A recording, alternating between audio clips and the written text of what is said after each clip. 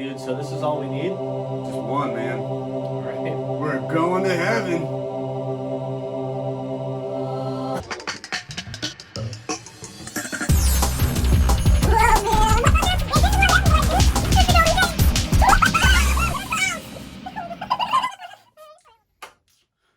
Howdy, everybody. It's Fan of Mayonnaise coming back to you another week. Another great content coming for you. Another great content. Another great content. I speak English well. Or no, good. I think well is what it's actually supposed to be. Anyways, we're here to do another album retrospective for you guys. Last time we did it, Spencer chose an album for me to listen to. And I chose an album now, for this time, for Spencer to listen to.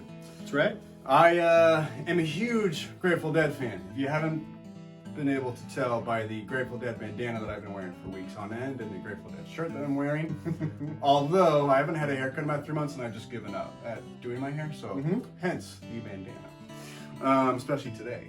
Yeah. We can really see this is... Oh boy. Yeah, this is a mess underneath.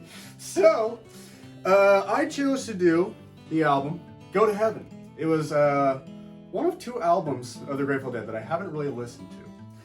And what makes this album, though, interesting, at least to me, I'm not going to say I'm a Deadhead, because there are people who are obsessed with the Grateful Dead. I love them. I listened to them like nonstop for the last 1.5 to 2 years, which means I listened to like 2 live shows. Yeah. So what makes this album interesting, I'll try and get into a little bit of history here, so bear with me, and then I'll try and make it quick, because I can definitely ramble on about the Dead for a very long time. Go to Heaven is their 9th album, and about 9th studio album, I should say, because the Grateful Dead love putting out their live albums. Their 9th studio album in 10 years.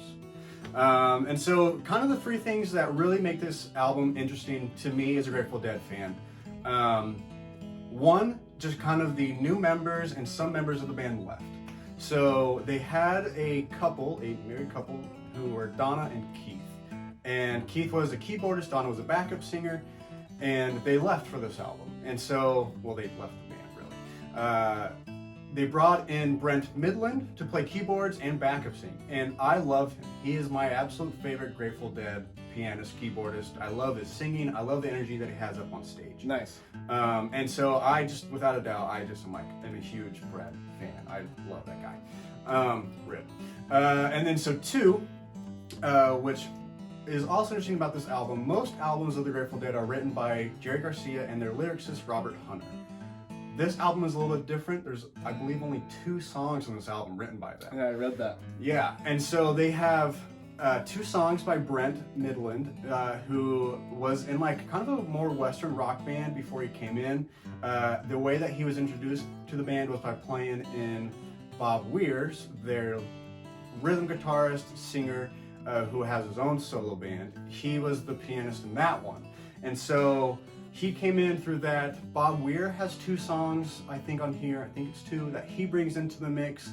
And one, they have an instrumental by their drummers, which is, in parentheses, I think it's called The Plumber, which kind of brings me into part 3 of this whole thing. The Plumber is supposed to be a joke, apparently, on their producer for this album, which is the 3rd producer that they had for this contract. They were supposed to put out 3 albums in 3 years. And they didn't really like their producer, so the drummers apparently kind of named this shitty little instrumental The Plumber, because their producer used to be a plumber. And so, to kind of tie in 2, it's just an interesting album because it's not your typical Grateful Dead songs that are written by Jerry Garcia and Robert Hunter. And then 3, it's produced by, once again, another producer, and they hate making the studio recordings. Their previous 2 on this album, the producers would, when Grateful Dead left to go on tour, their producers would fly across the country with all the tapes and just overproduce them. And the Dead hated that. Jerry Garcia absolutely hated that. There were plenty of albums where Jerry played literally everything on it, because the band just did not want to record. And they would just be stuck up. It'd just be up to Jerry to go and actually record these. And he would go into these studios and listen back to the tracks, and he would say, I would never play it like that. Because he would record 4 or 5 solos, or maybe a couple different takes, and the producer would go and take a little take from this one, a little take from this one, a little take from this, and just mesh it all together. The albums I think the first album they had with this company was Terrapin Station. And I mean, the guy went over, I think, to the UK and just added like backup singers and a choir. Terrapin Station's a great song. I love that song. And so that happened. They definitely weren't happy with that one. They released the album before this, Shakedown Street, which actually has a song, Shakedown Street, that actually got me into the Grateful Dead. Nice. And even that one, when they released it, a lot of Deadheads at the time said, you know, this is, one, just overproduced, and it's very disco-y. It's very, very disco-y. And so they kind of try to get away from that with this album. It's just a completely kind of new album with different people, a different song production, I guess, different song writing. You could tell that they were just like, let's just make one more last album and let's just get this out of the way and go on tour, which is what we want to do. And so I do have to apologize. As someone who wants to get someone as a fan of the Grateful Dead, this is not an album that I would say please listen to, because your typical Grateful Dead fan listens to Working Man's Dead or American Beauty, which are their two biggest, most famous albums, and they're absolutely gorgeous, and that would just be probably 30 minutes of me just gushing about them. Yeah. And I love all their other ones.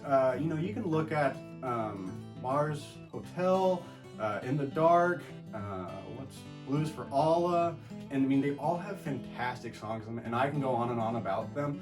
This one to me is a very interesting album because, one, their studio albums are just not that great in general, and because of just the big changes for me. So that was why I chose this for Spencer. And after my little, very long rant about the history of this album, let's get into it. Yeah. What were your initial thoughts? First thought, you know, anytime I look at an album, I take a look at when it was made, take a look at, you know, how many tracks are on it, how long it is. Yeah. I have like this little respect-o-meter that I grade on how long an album is to like how much the band gives a shit. Yeah. This is a very low give a shit album. Yes. For a full LP like this, to have 9 songs, one of them being like a 30-second instrumental. Yeah.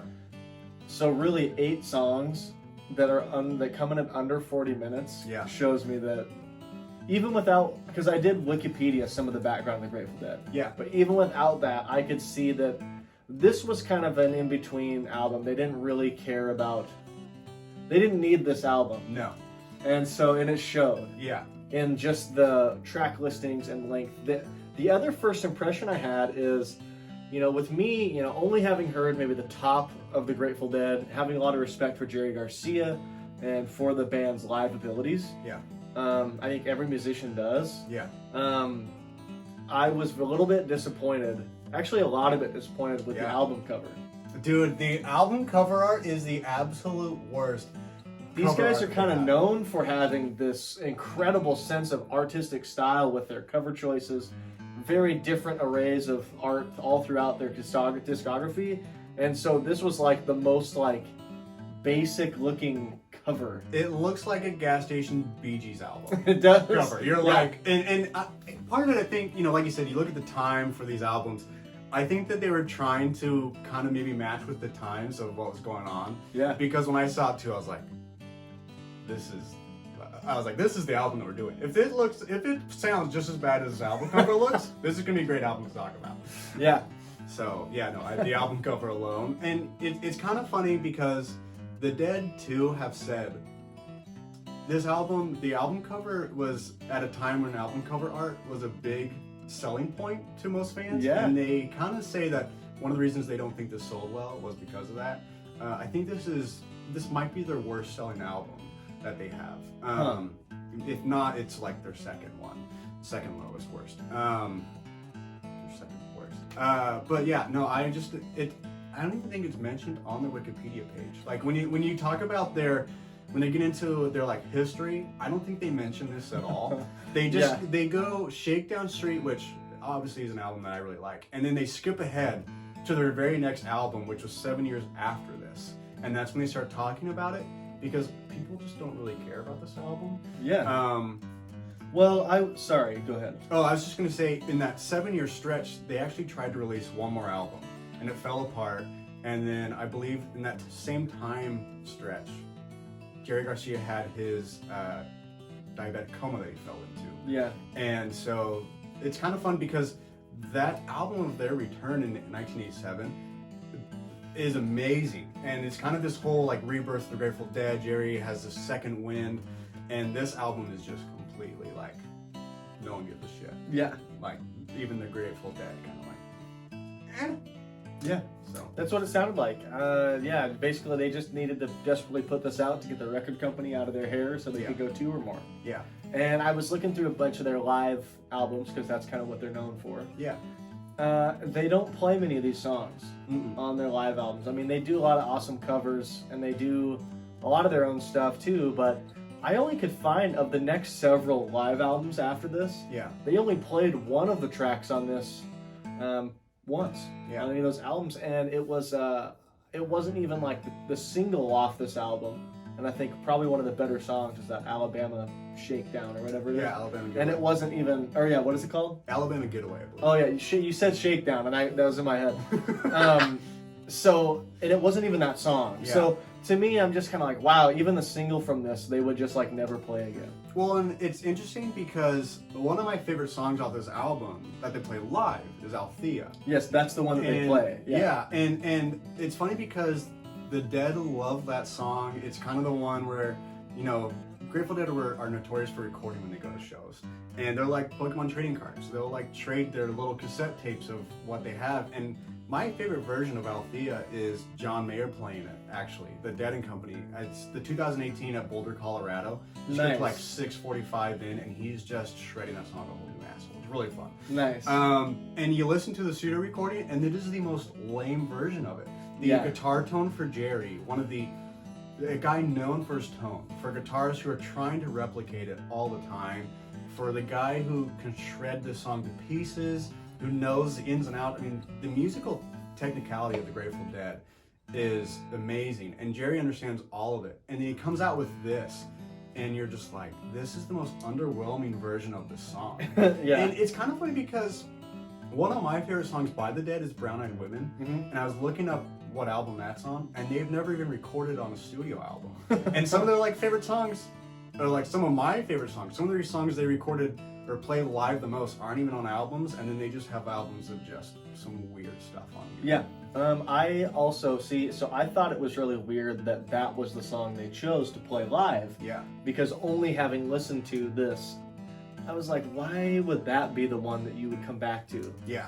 But yeah, I think, I mean, generally my thoughts on this album were just kind of like, oh wow, felt a little bit sellout-ish. Yeah. Not sellout to the sound, but sellout to the fact that it's like, we just need to be done with this label, Yeah.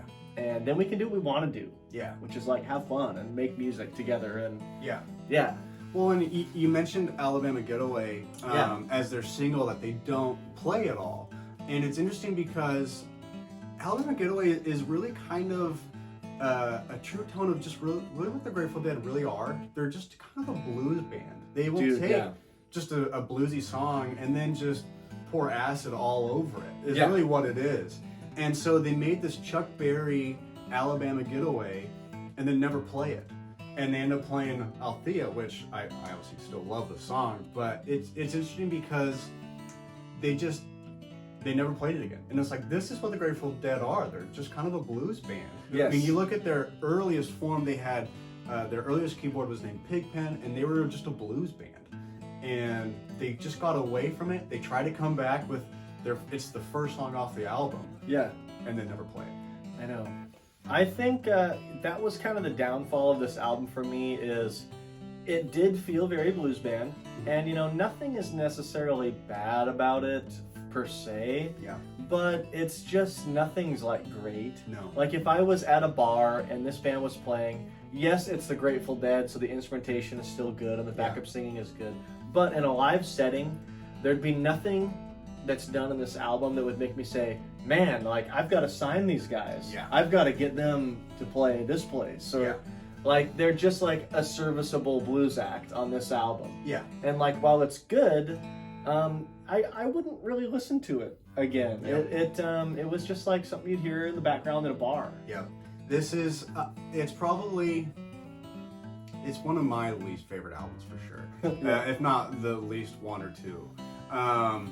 And it's just underwhelming. It's just so underwhelming. There's just not a lot of creativity in it. I actually really like Brent Midland's songs that he added to it. I Yeah. like the Far Away. It's just a pop song though. It's a pop rock song. Yeah. And I really love Feels Like a Stranger. It's a little more funk based, Yes. which I really like that. Yeah. And those are kind of my two biggest songs that get away from to take away from this album. Far Away, I don't think they ever really played live. But Feels Like a Stranger is super fun. But it's hard looking at these albums and comparing them to when they play it live because Yeah. they're two completely different beasts. Totally. So Yeah. To me, this album is just standard blues fare for the time. yeah, It's not even heavy on the blues, but it's hard to describe this in any other yeah, genre. It's definitely just that blues rock, American blues rock. yeah. And it's like I said, it's fine.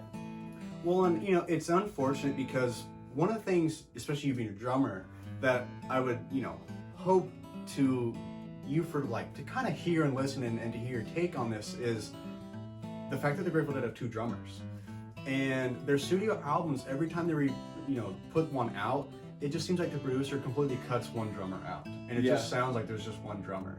I almost chose an album with the other one on it because I'm pretty sure, if I remember right, their drums put like a 6/4 kind of on the bottom while the guitar's playing a 4/4, Yeah. and I was like, that would be really interesting for you. But when they play live, they will do an hour and a half set, take a 30-minute break where the two drummers are just out there creating this trippy space thing of them just soloing on drums before Nice. the band comes back out. And it's fun. It's just unfortunate because in a live setting, their creativity is unhindered. They can do whatever they want. Right. And then you get this, and it's like you said, it just is any standard blues band in a bar. I think that it just came from production burnout. Yeah. Like they were tired of actually spending the brain power to make something that they liked Yeah. and have it get shredded by production Yeah. and to be something that they weren't proud of. Yeah. But they just said, let's just not even put any time into it. Let's make standard blues fare. Yeah. That way we can be done. It's a serviceable album. Yeah. And we'll just move on. Yeah. What would you say are some of your favorite or least favorite songs? I Pull up the list. I liked Alabama Getaway because it's just of the kind of blues restaurant blues rock kind of stuff. Yeah. That one's a good song. Yeah. That's that would be a fun song to play. If you're an artist, it would be a fun song. It could be pretty easy because it's just your standard blues, but it's upbeat, it's fun, it's happy, but it's nothing different from playing a Chuck Berry song. Yeah.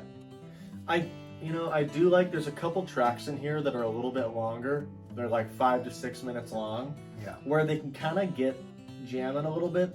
And I can see, Althea is one of those. Yeah. I can see where you could turn that into something really powerful live. In the record, I remember listening to this and just thinking like, this is just time to be time. Yeah. Like nobody's doing anything interesting. Yep. The guitar solo over the top is very standard. Yeah. So You miss out on the Jerry flavors. I mean, he's known for connecting the chords and taking you kind of on this trip. And Althea is one of those. You can really break it down into, he's playing a B Dorian, and he's playing E Mixolydian, and then he's gonna over the E chord as well. He can play just a minor pentatonic over it, and then he can go right back into an A blues. And you are like, sweet, that's what you hear when he plays it live. yeah, And then when you turn it on the studio, you're like, this is terrible. They don't even have the same guitar tone that he plays in live studios. So, I don't know, I feel a little bad, like I said, this isn't an album, because we were talking about this and I was saying, I'm having a hard time picking an album that I want to do. And you said, do Grateful Dead. I haven't listened to a lot other than their big ones. And so it's kind of unfortunate because I gave you one that's so just not good. But from someone who is probably a Dead fan, you're like, yeah, it's really not. Even though it's kind of the start of kind of a whole new band that really got people excited in the late 80s and early 90s. yeah, It's the band, like I said, with Brent Midland. You can go look at, they have a concert that they have up on YouTube that's live. I can't remember exactly what year and where it's at. but they do a cover of Mr. Fantasy and then right into Hey Jude. Yeah. And they're both covers. And it's really dope. And you just see Brent Midland and Jerry Garcia just fucking feeding off each other. It's such like a comeback. They have a touch of gray. Jerry Garcia's just got out of this coma. He's like, I almost died. He forgot how to play guitar after his coma and had to reteach himself. Damn. And so you have, this amazing band that's just doesn't know what the hell they're doing and just putting out a third album just for shits and literally just for shit, not even giggles. Yeah. And so I don't know. I really wanted, just to hear if there were any upvotes to it, if there were any good points to it from someone who hasn't gone into the Grateful Dead. Because if I was trying to make you a fan of the Dead, I'd give you any other album. Maybe not Terrapin Station, but I think that would be the other one that would be a little weird. Yeah. And so, but someone who has an outside perspective, just saying, what are some high points and what are some low points to this? They're like one and the same. The high point is that this is just solid American blues. Yeah. There's nothing wrong with what they're doing. Yeah. It's solid American blues. It's just, that's the positive. Yeah. It is solid. Yeah. There's really nothing that'll break down here. Yeah. The problem is that it's all just super safe. Yeah. There's nothing that, blues is kind of just blues, and it can be not boring, but it can just be the same. It can be repetitive the entire time. And this sort of gets that way where a few of the songs kind of just felt like, okay, well, we're just kind of treading the same water that we were 2 tracks ago. Yeah. With like maybe some different lyrics, and otherwise it just is going to fall back into the same thing. Yeah. So I would say, the high point is just that it's solid. There's solid blues here, and obviously there's something that they can use in live application that they can do well. Yeah. The negative thing is that there's nothing here to stand out. That like if I was in 1980 and I'd heard everybody talking about the Grateful Dead, and I said, you know what, I'm going to give their next LP a chance. Yeah. I buy it, I bring it home, and put it in my record player. I'm going to be a little bit let down. Yep. That this isn't the most amazing thing I've ever heard. Yeah. So I think it's stale. Yeah. Well, and, it's funny because for me, getting onto the Grateful Dead, playing guitar, there are so many records on YouTube, or so many videos on YouTube on how to play Grateful Dead songs. And then, like, okay, cool, I can learn these. And then I go and listen to the track, and I'm like, wow, most of their studio recordings, I'm like, this is fucking weird. I don't get it. Yeah. And it wasn't until I heard Shakedown Street played live at Madison Square Gardens where it was funk, and I was huge into Parliament Funkadelic, and I was like, oh, okay, I'm starting to get these guys. And then I went and saw Dead and Company live at the Gorge, which, everything's great at the Gorge. Yes. And that was when I was like, I get it. And when I started listening to them, to their live stuff, that was when I was like, these guys are kicking ass. Without doubt, this is great. So what would you give this album as a rating? They have Grateful Dead Steelies, is the famous logo of the lightning skull. So how many Steelies would you give this? I would give this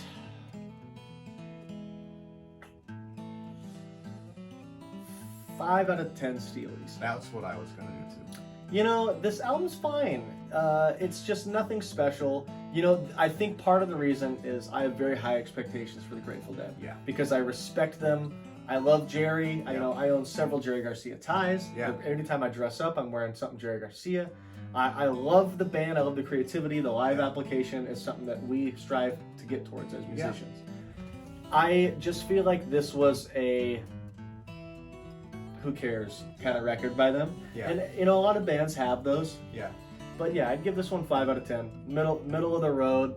I probably wouldn't listen to it again. Yeah. But I would look for songs from this on other records. And luckily, I know who the Grateful Dead are. Yeah. So this wasn't like I'm gonna give this album to Spencer, and if he doesn't like it, he might never listen to Grateful Dead. I mean, you knew that this was not a well-received album. Yeah. So this won't keep me from diving down that road, which is good. Yeah. I'd give it a middle of the road score. Well, it's funny because I honestly thought if I was in your perspective listening to this, I probably would have gone lower. I probably would have given it a 4. I enjoyed listening to it. Yeah, it was fine to listen to a couple times. I enjoyed listening to it. Yeah, that's why I went 5. And it's funny because the reason why I gave it 5 is just for what it brought to the future of the Dead. Uh-huh. I love the live renditions of Althea. I love Feels Like a Stranger and when they can get really funky up on stage.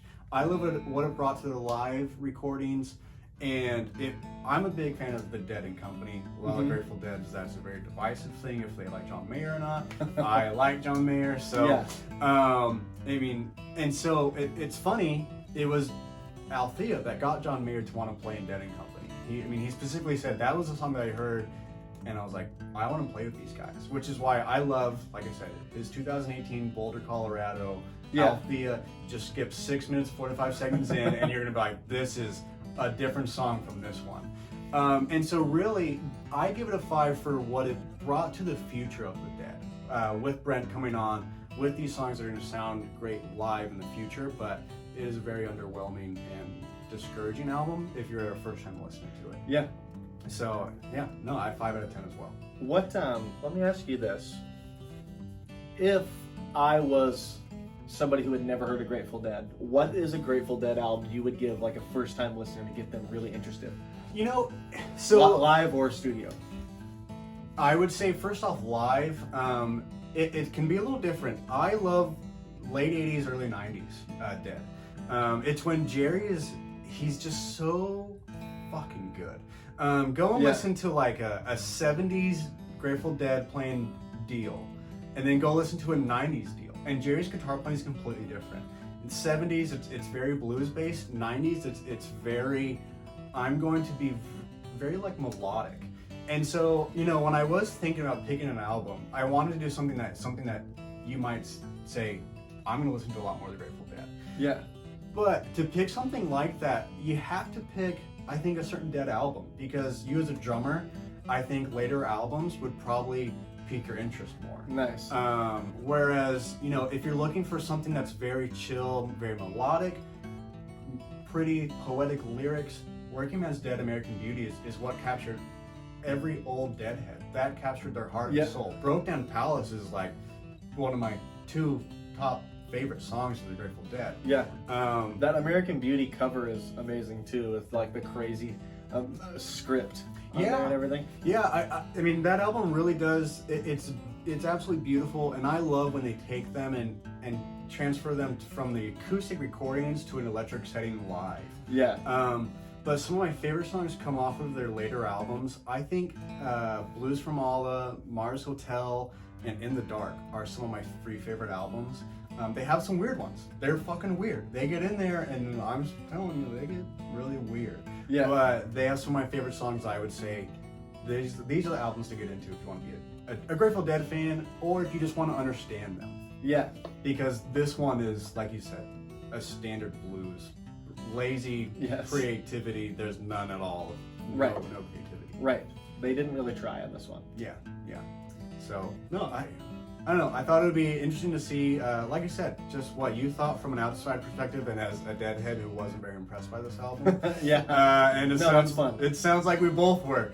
So yeah. Yeah, a couple of 5s. Yeah, a couple of 5s. We get they got a 10 if we add them together. Yeah, they did. Yep. But yeah. That's all I got for this one. Unless you got any closing thoughts? No closing thoughts, folks. Just make sure you let us know what albums you want us to review next. I think we're going to be doing another one here coming up here pretty soon. Yeah. So you just kind of stick around, see what we're going to be picking. This is one of our most popular series. It is. So thank you guys for the support. Can't thank you enough for that. Let us know what you thought about this album if you've heard it. Yeah. And I would assume that probably a lot of people haven't. So maybe check it out and let us know what you think. And then let us know what you want us to review next. I do have to say, if you are a Deadhead, I love learning how people got into them, because everyone's different. So however you got into it, please comment below. I love it. You know, some people, it's, oh, my dad had on repeat when I was growing up. Other people, they're like, I grew up in this. I followed them around the fucking country for a whole tour. So I'd love to hear that in the comments. Please tell me below. Thanks, guys. Thank you.